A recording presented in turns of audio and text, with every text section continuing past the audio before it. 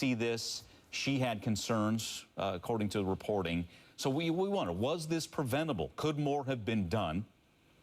Joining us to talk about this, Dr. Henry Paul. He's author of the book, When Kids Need Meds, Everything a Parent Needs to Know About Psychiatric Meds and Youngsters. Dr. Paul, let's get right to it here. So we have Dr. Fenton concerned. 6 weeks before the shooting, according to the reports here, she begins to enlist the team to help out. But before they can do anything and really act, he drops out of school and they have no more control over him. Could more have been done? Again, we're somewhat morning quarterbacking, but we'd like to learn, and that's the first question. What more could have been done? None of us could really know because none of us were there during the interviews that she had with this young man. We'd have to see her notes.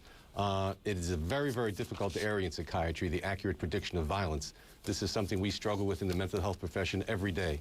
I presume at some point he raised enough doubt in her mind and enough worry in her mind that she called a team. And the team is, as you know, is a bunch of professionals who get along, and they start going along and asking questions about psychiatric illness, substance abuse, past history of violence, antisocial behavior, depression, things like that. And he disappeared during the evaluation, which is also not uncommon.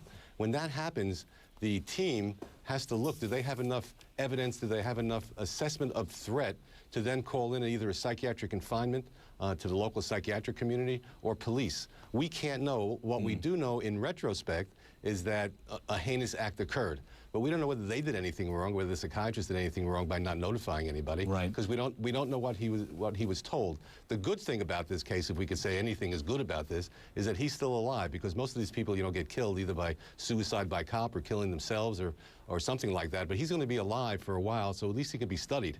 Right. And this is the thing that's missing in most of these cases of mass murderers, that there's very little study of their minds done. No, good point there. So what more would she have needed to hear? Would she have needed specifics? A specific person who would have been a target, let's say? Well, short of a direct threat that he states, such as a person comes in, I'm going to kill a certain person, short of that, you have to look at those items that I just mentioned. How sick is the person? Is he decompensating? Is he getting worse? Is he planning? Is he sharing? Is he buying ammunition, buying guns?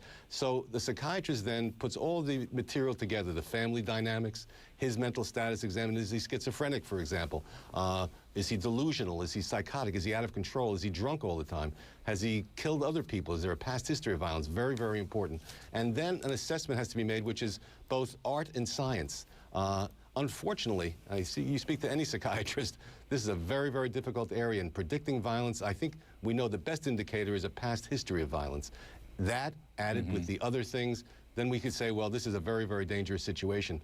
But even then, it's often wrong. And some people ask, how successful are these threat assessment teams? We don't know, because many of these threat assessment teams stop something from happening. Right. So it's a negative piece of reporting, so we don't know how well they do, but I presume they do a lot of good. Yeah, no, exactly. And well, you've done a good job answering, because I think obviously people, okay, we've learned from this. Should more be done in the future? Do those kind of guidelines need to change a little bit, or are you confident where we need to be? Well, each of these teams has different guidelines, although there might be some general ones that are used. I support these teams very much, but what I would hope would come out of this, if any good could come out of this, is that normal, everyday citizens will learn something, and they could be good assessors, because, friends, relatives, family, neighbors, these are the people who see these people. We've got to run. Thanks again, Dr. Henry Paul. We appreciate it. Thank you.